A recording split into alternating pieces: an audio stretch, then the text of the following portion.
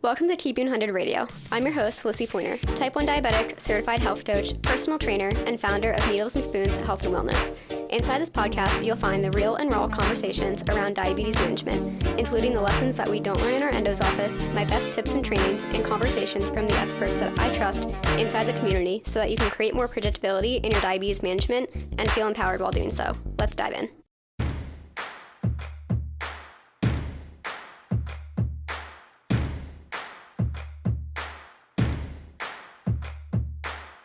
I love using SkinGrip because honestly it's the only patch company that I found that actually keeps my devices on while I'm doing things that I love, like weightlifting, running with my dogs, being really active and doing the things that I didn't think I could do before with diabetes.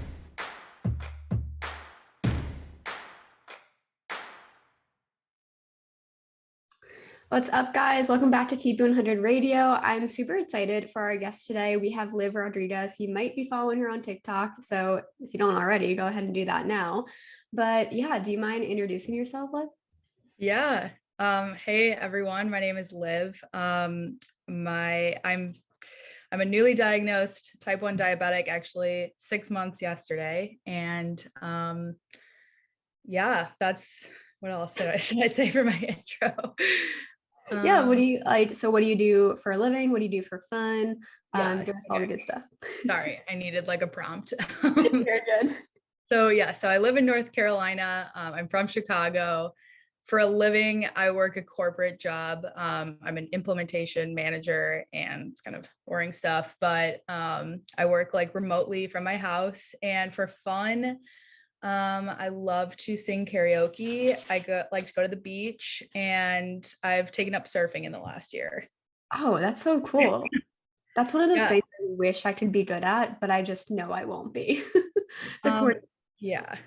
Sorry, I'm the same. I know I'm not going to be good at it, but it's fun. That's awesome. What made you say, like, I want to pick up surfing? It was the move to the coast. So I made a friend on Bumble BFF and she surfed, and then she just kind of got me into it. And I was like, this is so different than my lifestyle prior to living here. So it's been fun. That's so cool. But yeah, I feel like we all need that like fun thing. Like I just bought a pair of roller skates. Which I don't roller skate. I have no coordination. I can't like balance on them, but I'm like, this is something that I'm gonna make fun and I'm gonna make that I can like use for that like fun time. I don't know. Yeah. That's awesome. I could see you being one of those like cool roller skating girls like on TikTok. I don't know if you've seen them. They're like in the background and everyone's like crowded around them watching. I need a little bit more practice, maybe in like a few years, but I'll aim for it. So you said that you're recently diagnosed, so you just had your 6-month anniversary, as we call it. Oh, because you said that you're 27, right? Yeah, I'm 27. How was that experience being diagnosed a little bit later in life? It was crazy. I mean, like, it was so crazy. I didn't believe it was true at first. Like when I was told that I had to start insulin that day by an endocrinologist, I was going on a flight from Chicago back to North Carolina the next day. And my endo was like, you might need like medical attention on your flight. And like, I'm thinking to myself, like, what are you talking about? Like, I am fine. Like I'm 27 years old. I've never needed medical attention. I feel fine. And I started insulin therapy that night. And, that it was just crazy, like it was just unbelievable. I couldn't imagine. And then after that, like, it was definitely challenging to get used to and like realize that this is reality. And definitely I had depressing moments and days and probably weeks, and I think I'm coming out of it now, but I think that there's also like still going to be times where I dip back into those feelings.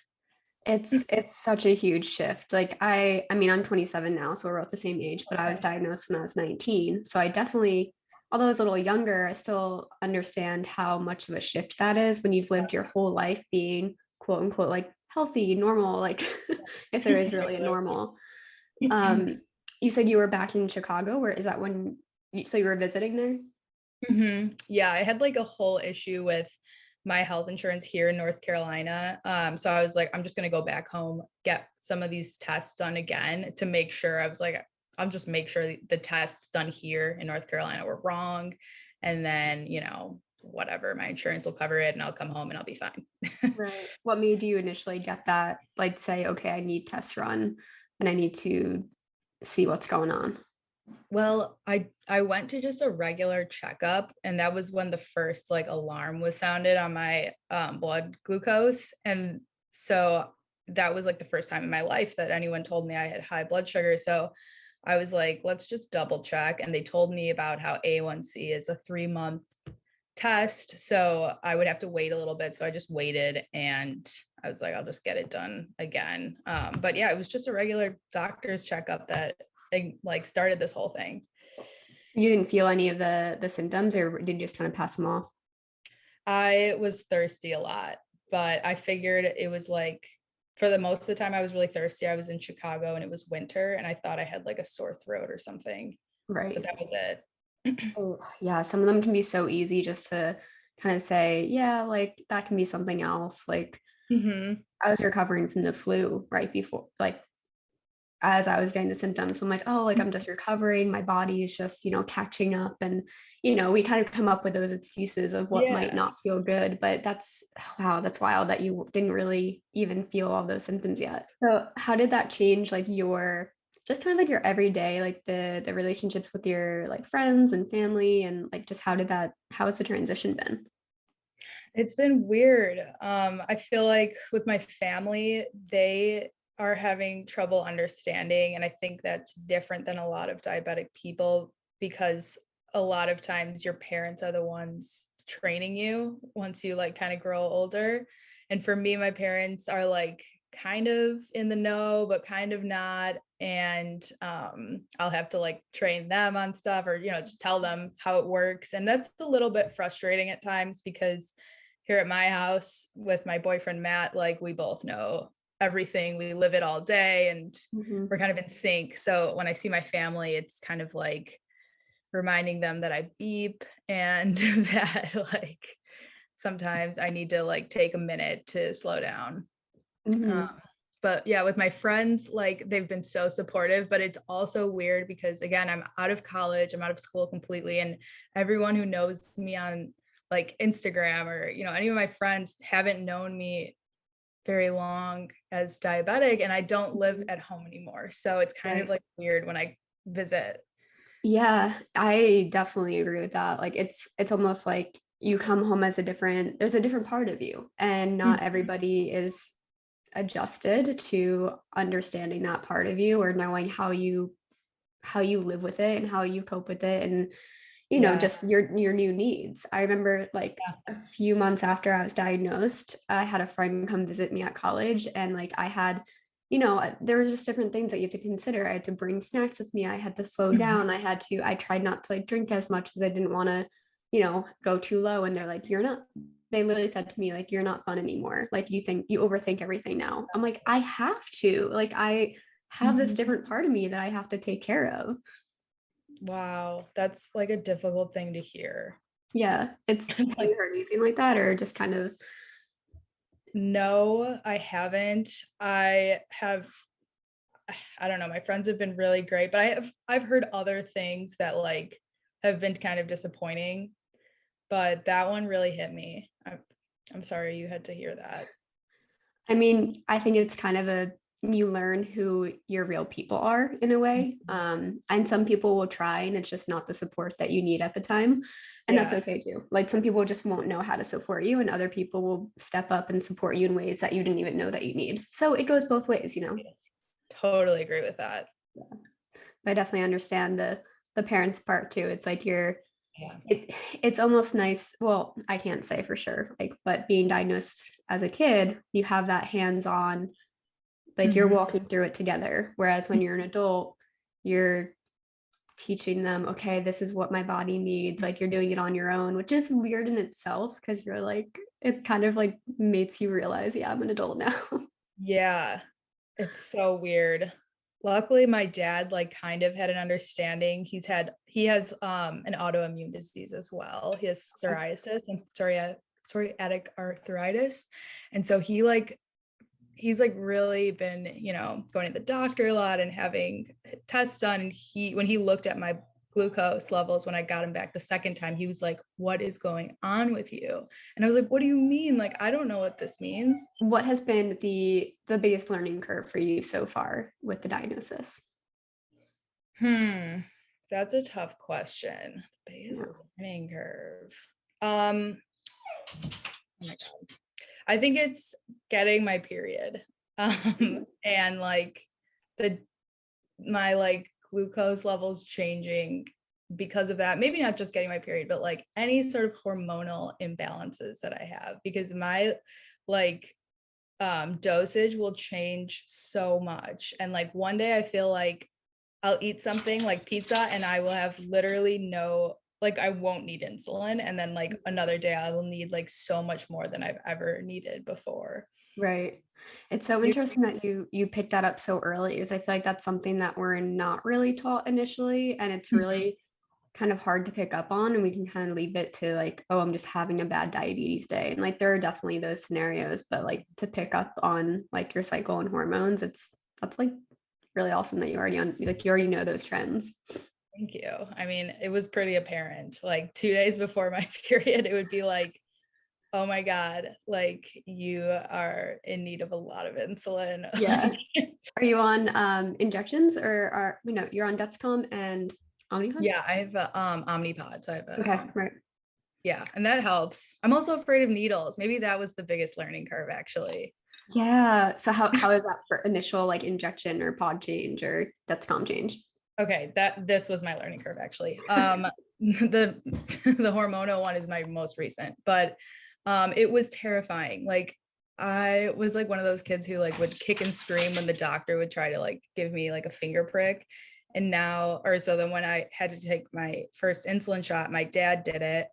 And then a family member came the next day. And then my boyfriend pretty much did it for me for like probably 2 months until I finally did one myself. And that's because we work from home together. Yeah. It's Okay. scary.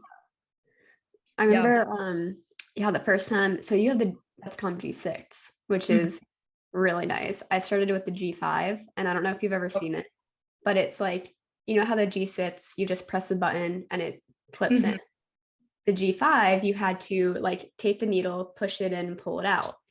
So like you had to do it yourself. And that was I got so much anxiety every time I had to change it. The first time I got it, I was living on my own in Miami. I had to FaceTime one of my diabetic friends, and she's like, all right, we're doing this. 1, 2, 3, go. Like, yeah, I think I totally hear that. Wow. I would not have done well with that. When the G6 came out, I'm like, yes, thank you. Thank goodness. Wow. I can't believe that. But I have heard people talk about the G5 and how scary it was, like a guillotine or like. Yeah. Yep. And just like the more slowly you did it, the more it hurt. But also like I was so scared to do it quickly because I was like so anxious that every time I went home, I was like, Mom, you have to do this for me. And then she would freak out, like, how do I do it? And it was always wow, you are brave.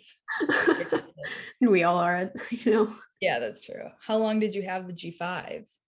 That was about, I want to say maybe a year. It took me a long time to get on the CGM. Okay. Oh, wow. Okay. Yeah. What made you say like no to MDI and go on to like a pump and CGM? So I saw a lot of people on social media using CGMs and pumps, and because of the needle thing, like honestly, still to this day, like I fear the needle. But like the fact that, like you said, it does it for you on the G6, you just press a button and the needle goes in and comes out. And then with the Omnipod, it's like the same thing, and that like not seeing it is a big part of it for me. Yeah. And I love the convenience of the pump because sometimes I like miss dose myself, and I can give a little more if I need. It tells me when my last dosage was. It just kind of like takes some of the stress out of it. And then with the CGM, like it's life changing. Like so important. Yeah. Yeah, no, that's like huge that you went on it so quickly. I think it took me about like 6 months to go on a pump, but do you like count the ticks on the Omnipod? I've learned to, yes. I'm always like, breathe in, breathe out. Okay. Yeah. Yeah, it's weird. I feel like I don't even have to count them anymore. It's just like a natural, like, when Yeah, it's coming now. it's the intuition. Yes.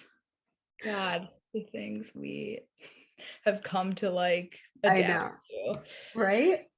So with that being said, like what has been, and this might actually be another like challenging question because you're so early in your diagnosis, but like what has been the best part of the diagnosis and what has been the worst part? Okay. The best part has definitely been like making friends. So I've made a group of friends from social media, mostly TikTok, and they are amazing. Like they're people who I like if they lived near me, I'd be friends with them. And it's kind of exciting to like have made this like group of people who I would have never known about before. And I feel like it's just kind of like a special like little relationship. Mhm. Um, and I love that. And I love being on TikTok and having people like in the comments like talk me through moments that are difficult. That's been like very amazing. So both of those things have been really cool. The hardest or most difficult part,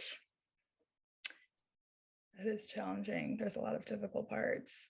I think like having a different relationship with food is kind of difficult. I felt like very good about like the way I ate. It was like more intuitive and kind of carefree.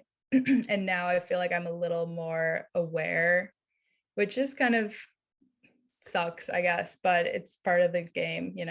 Yeah, it's good and bad. It's like I think diabetes has made me healthier, but at the same time, it's like, True. yeah, okay, like now food is a number. Food is a carb count. Food is associated with an arrow on our Dexcom. There's just so Mhm. much more to it than like my boyfriend will just eat a bowl of cereal. I'm like, I know. I'm like, did you know damn. did you measure that? Do you know like how much is in there? Did Or you when they eat at like 11 p.m., I'm like, what are you doing? Like, and then I'm like, oh yeah, like he can do that. no, but I would have to wake up in 2 hours and make sure I'm Yeah, ridiculously high. literally. The little things. I like, yeah, it's so hard to remember life before. I don't know. I mean, I'm sure you do, but It's hard to remember, honestly. yeah. We get so accustomed to the little nuances.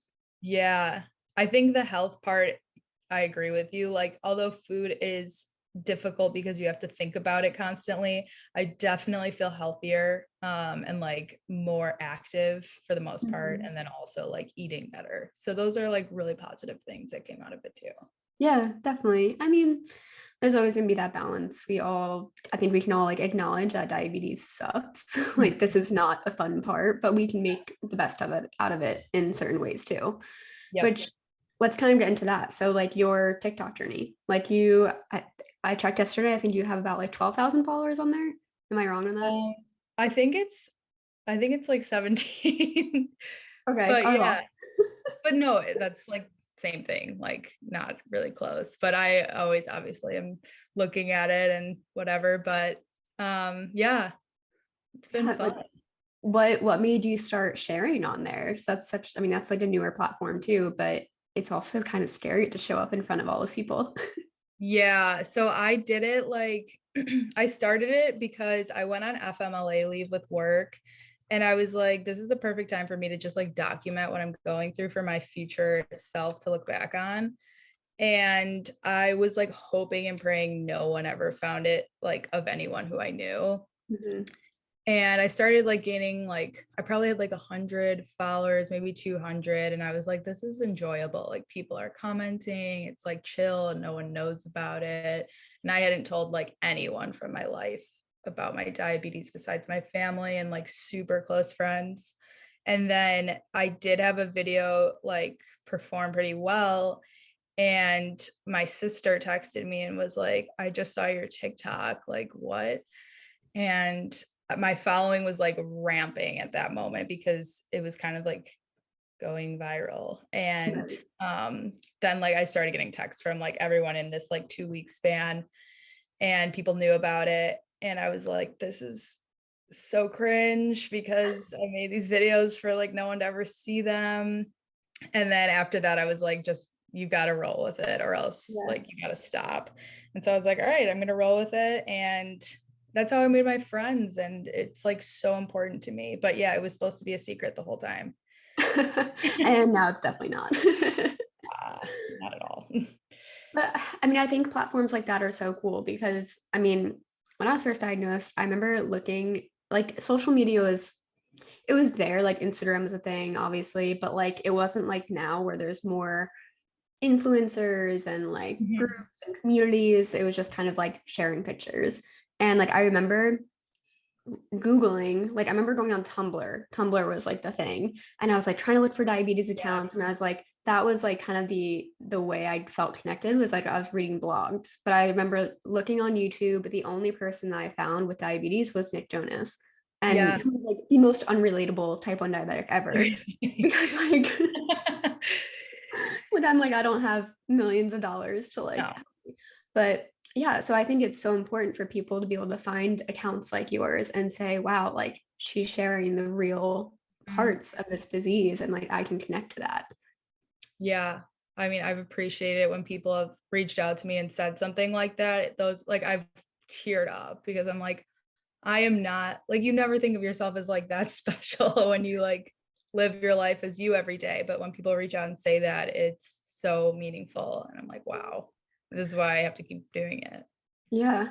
Well, what made you say like I want to show up rather than kind of like I mean, I know at first it was kind of more of a private thing and you didn't really intend for people to find it, but what made you say like I'm going to use this to show up and help others rather than maybe like hide it or Yeah. not make it seen?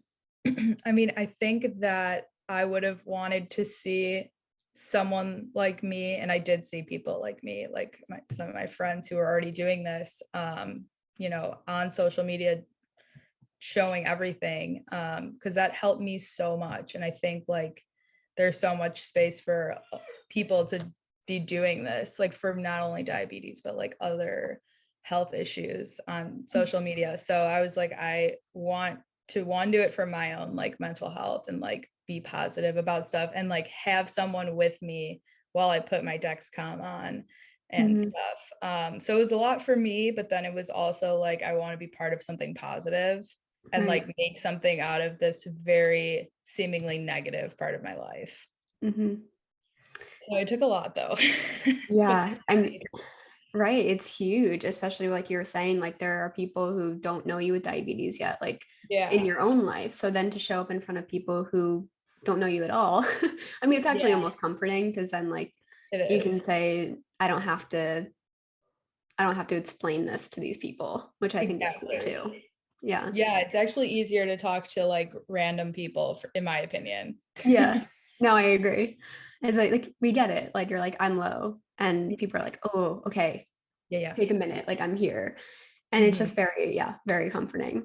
How is Yeah. it? So you were diagnosed kind of like in the COVID, like, I mean, we're still in COVID era, Yeah. but like in COVID era, like how is that with getting support and just that aspect of it? Um, like I thought it was kind of nice because I didn't have to like be out and about a lot. With getting support, like you mean from like family and friends and stuff?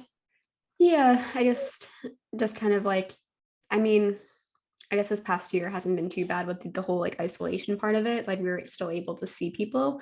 Yeah. But did that just impact the experience? Yeah, I think it made it easier for me to like ease into social life again. Because we're still not necessarily doing as much as we used to be, at least for me. But it didn't impact it too much. Like you said, you know, we're kind of out of the extreme lockdown and isolation part of it, at least temporarily, and have been since I was diagnosed. So it wasn't like too weird, but I've become more like COVID focused, like much more cautious about wearing a mask and much Mm. more like about getting I'm vaccinated and, I'm going to go get my booster next week, and Mhm. basically just very on the ball. Whereas like maybe before I was like, as long as I'm just in my house and I'm vaccinated, like, I don't know. I was careful before, but like now I'm just extra careful. Right. What I Yeah. mean. Yeah. I think it kind of forced us to like advocate for ourselves a little bit more too, because we kind of had to, like, we're one of the first people who on the list of, Right. to be careful. Yes. It's a whole True. nother conversation that like definitely go off about, but Yeah. so as far as like your account and connecting with other people and showing up in a way that like you're sharing a lot of vulnerable pieces of this diagnosis, and like what, like, have you ever been, I know that you're met with a lot of support, but have you ever gotten those people who maybe don't understand diabetes too well, or like make assumptions, or like the Yeah. troll accounts? For sure. I've like started getting some trolls coming to my page. There's this like funny thing. I don't know if you see this on Instagram, but like there's this special comment that comes in by like, I don't know, these like bots, and it'll be like, I am so relieved that I was cured of diabetes and herpes by Dr. like something. Yeah. And you're Do you like, get those? yeah, all the time. And I'm like, what are you like? I know that they're not real people, or maybe they Yeah, are, yeah. and they're just like getting, I don't know. But I'm like, stop. Like, you can really talk to the wrong person on this. Yeah. I mean, I think it's hilarious. A lot of people get annoyed by them, but they kind of make me laugh because it's like herpes and diabetes. And I'm like, what, guys? Like, both of Yes, those I know. are, in my, not to my knowledge, not curable, but also like, what, how are those like both coming up on my page? Right. And I just like, have diabetes. yeah, I'm pretty sure if there's a cure, it wouldn't be from your herbs. Thank you. Right. But then I'll get like some that are like like, ew, like you're ugly, or like just stop eating sugar then. And again, like those kind of make me laugh because I'm just like, all right, weirdo. Like, Right. And it's funny as people say those things and then not realize that literally almost everything has carbs and sugar in some way. right. So it's like, yes, I will sift my Okay. carrots and celery all day long and that'll be fine. Mhm. How do you respond Yeah. to those? Sometimes I'll make a funny video, and sometimes I'll like respond funny to them. I never try to like let them get like an angry response out of me, but also like because I just know like this is not important. If I got like a really, really mean one from like someone I knew, that would be crushing. But like Mhm. from just people on the internet, it's like it doesn't matter. Right. Yeah. It's like they don't know you personally. They obviously are uneducated if they're making those kind of Yeah. assumptions. So it's, I like to give them a break because they probably want me to get angry, and I'm not going to do it. yeah, like it's just easier not to. Yeah. What has been like the best response or like comment or like support that you've gotten? Oh my God, there's so many. I don't know. I want to look, but it would take me forever. But just people like on my first video I made, I was like, it was kind of like an intro to the account. And a lot of people like sent blue hearts and were like, hi, my name is so and so. I was just diagnosed. Like, I'm excited to go on like a journey together, or like, I'm excited to watch your account, or my daughter or my son has it. Like those ones, I'm like, oh my God, I wish I could hug everyone. Like the Yeah, comment. because you're not only giving support to people who have diabetes, you're showing people like we call them like type threes, like the people like parents, Mhm. partners, Oh, friends, like how to show up for people in their life who have diabetes that might not know how to start the conversation or how to support them or just like what they're going through. Like maybe there's a barrier there. So yeah, that's like a huge piece. yeah, it's so like I don't know, it's so nice seeing those comments, and it like makes me happy and makes me, like I said, I just want to keep making content because it like brings a smile to my face, and if it brings a smile to Yeah. someone else's face, that's amazing. Oh, yeah. Do you have a bigger vision for this account? Like, or do you just want to keep sharing and supporting? Like, That's a great question. I like Let me think. So I want to just keep sharing and going as I go, you know, like doing whatever. There's not like a lot of like thought, I guess, that goes into my videos. Like I'll just make them very like willy-nilly. So I haven't put together like a plan or anything, but one thing that I maybe want to do that I've kind of started on my account is share recipes that I have. Ooh. And I was thinking like maybe I would put together a cookbook. This is long goal, but like that would be something I would want to do. Like this is like something you can make for dinner, and like this is kind of about what the carbs would be, and you know, kind of what you could expect from my experience and my blood sugar when I eat this, like that kind of thing. That's Obviously awesome. it's different for everyone, but I think just like eating is such a big part of it. I also I'm a pescatarian, so like I don't eat meat, which I feel like is hard because meat has basically no carbs in it. So like Right. that takes out a whole part of easy to eat food. So Yeah, but I mean, obviously, like you've made it work, and I think yeah. showing people that like that you can make it work, and like you can find fun ways to incorporate, like yeah, like incorporate fish and incorporate the foods that you like. Like I think that's so cool, and Thank you. yeah, oh, that's so fun. Thanks. Yeah, but like nothing huge. I just want to keep doing it, honestly. How about you for your account? I mean, TikTok, I'm definitely not. I don't understand TikTok still. Like I just like scrolling through. I'm like, Okay. um, I don't know, like Instagram, I love, like I would love to just connect with more people and share more like actionable tips. I have my team of like my co-coach Jess, who's a dietitian, and my co-coach Val, who's like women's wellness coach. So just kind of pulling all those expertise together and like kind of sharing more that people might not fully understand yet or haven't put together for themselves, and bridging that gap.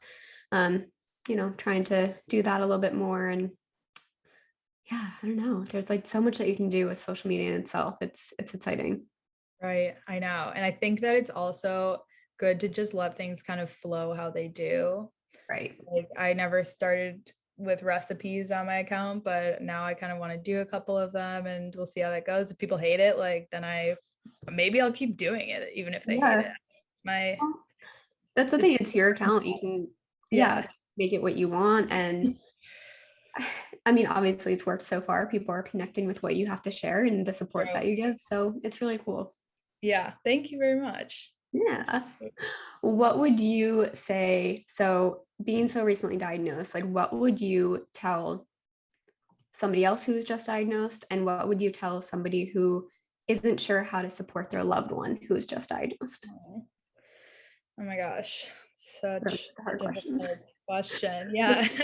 To someone who's diagnosed, I feel like this is like the generic answer, but like your first month is going to be so freaking hard. But like, if you think about like making it through the first day, like the first week, this is actually advice one of my friends gave me about like relationships and like breakups, but I think it kind of applies here. Like, if you think you can get through the first day and then like the first week and then the first month, like you start figuring stuff out and then it gets easier. So, to someone who's first diagnosed, it's going to be freaking hard, but like it's going to get a little bit better as you go. And like you may even just find something like positive from it in your own way. I love And that. then to like a family member, I think that researching and understanding outside of like, you know, just what you see in your partner or loved one, like trying to understand it on your own is what helped me a lot from my boyfriend and my family. Like when people came to me with information, it was nice that I didn't have to like look for it myself and then also didn't have to like teach on it. So I think that's like what I've appreciated from loved ones. Yeah, definitely. And I love both of those approaches. Like, I remember the first week I was diagnosed, I remember literally saying to myself, I don't want to live like this. Like, I just didn't know how. I didn't think it could fit into my life and like the future vision that I had for my life. And you're right, just taking it day by day, you start to see, okay, like I can live with this. I can make it a part of my daily routine. And then you start to say, okay, like actually there might be some good parts of this. Maybe I'm meeting new people, maybe I'm able to advocate in a different way. And then it might just change the course of your life. Like Right. you have your account of all these different people who you can support now. I went from being an engineer to being a health coach, and like I'm, able to support people in that way. And it just like, whether or not it doesn't have to become your whole life, but you can find the good parts of it, and it can change your life for the better. Absolutely. And I never believed that. I remember watching like a YouTube video, this one girl who's much younger than me, but she was like frequently asked questions. Would you like, if you could take away your diabetes, would you? And she was like, absolutely never. She's like, I love my life and it's because of my diabetes. And I was like, what are you talking about? Like, this is like a weekend for me. And I'm like, there is no way I would Yeah. think that. And I think that I don't know if I would still answer like hell yes right now, but I think I would be leaning more toward a maybe Okay. today. That's like, and that's such a short time for it to be able to shift. And I think Yeah. like I was super stubborn at first. I was like, I don't want to find the good in this. Like, Me too. but then you slowly start to warm up to it and see other Yeah. people doing it. And we don't have to say like diabetes is awesome. We don't have to say that this is the best part of our lives, but like there can be, yeah, those good pieces of it. And it can make us into a completely different person than we anticipated. Yes. And I think that that is all your like mental look on Mm-hmm. it. You have to like practice being positive. It's not just gonna like happen that one day you're like wake up and you're like, ah, this is Right. fun, like There's no part of that's fun, but yeah. yeah, no, exactly. And like practicing that self-compassion and like allowing yourself to grieve too. I guess this is another kind of quick question of like, how did that go? Like, have you given yourself the space to grieve? Like, do you feel like it was hard to give yourself that space? Like, I'm a naturally very emotional person, big crier, and like very, very like I'm a huge talker. So like every feeling I ever feel, I talk to people about. And my poor boyfriend, because like when this all started and I was diagnosed, it was just like complaining, crying, being sad. Like I was a mess. Still am on a lot of days, but like specifically when it first happened, like I was uncontrollably emotional and I definitely gave myself space to grieve. I hope everyone does because I for sure needed it. right. It's so important because if you just kind of like I feel like as soon as we're diagnosed, we're kind of taught, okay, take your insulin, manage, watch your blood sugars, just kind of like go through the day-to-day motions that you now have to do. And it can be so hard to like give yourself that space to process this huge life transition that was just like handed to you on a Mhm. not so silver platter. Yeah. Right. Like, so if you're just kind of like, okay, well, now I have to handle this with my job, my relationships, my like the things that I love, and like I'm just going to go through the motions, it can cause a lot of like resentment later, I think. I could be Yeah. wrong. No, I bet it does. I mean, I've Yeah. had my bouts with resentment as well. Um, but yes, I'm like pro get your feelings out and like, yeah, oh my God, like even just doing the first finger prick, I was like, I cannot do this without crying. Like, I know. Yeah. Oh my gosh. Well, if you ever need someone to cry with, I think you have a lot of people yeah, not yeah, on Zoom with. seriously. Thank God. Yeah, I got like social media is just so powerful. I'm Mhm. really grateful for it, even on the days where I'm like, I hate it and I'm exhausted of it. It's Yeah. really powerful. Yes. It sometimes feels a little bit exhausting, but I think on the whole, it's like amazing. And it's Mhm. gotten me to this point of Yeah. like being okay with where I'm at for the most part. Yeah. And I'm so excited to see like where the account goes. Like I'm excited to see your growth through it too. Like that's a cool part. People are gonna be able to see you from your when you were first diagnosed to a year, 2 years, like everything. That's going to be crazy. And I'm you'll be able excited. to do that too. Yeah. I can surely say, like, I'm going to be doing this for years. So, like, I am so excited to like look back and Yeah, see all of everything. it'll be so cool. I'm really excited to see Yeah. where where can like people find you on TikTok, Instagram, like where can they connect with you and find you? So my TikTok just have to make sure it's live _ Violette, which is VIOLETTE. That's my middle name. And then my Instagram is Olivia _ Violette. And I'm working on my Instagram. I'm definitely more of like a TikTok person, but I'm going to try to put more like pictures of me with my devices and stuff on there, because right now it's like my life prior to that and like 2 sprinklings of pictures with my By the way, here's diabetes. yeah. Hey guys, well, it's weird because everyone who follows me, like the thing with Instagram is like this is your like friend base and people who've known you, and all of these people besides like a few handfuls I have not told personally about this, because they're like past relationships or people who I don't see very often because I'm not in Chicago anymore. So it's kind of weird to share with them as if they know. Honestly, that's why I made my new, like I have a private account that's like that page, like friends from high school, college, like, or that might not know, or family. And then I made like the diabetes page. It's like, I need a space just to share this. And if people want to follow along, if they're interested, they can, but like, I need the separate space, which you found too. Yeah. Okay. I'm going to think about that. But for now, it's just going to stay the one that's my original. Totally fair. But I really hope that everybody goes and connects with you. And I'm so excited to see all the things that you share in the upcoming months and years. And just thank you so much for coming on. Thank you for having me. This was like an amazing conversation. Yeah. I enjoyed everything. I'm so excited. Cool. Thanks, LISSIE.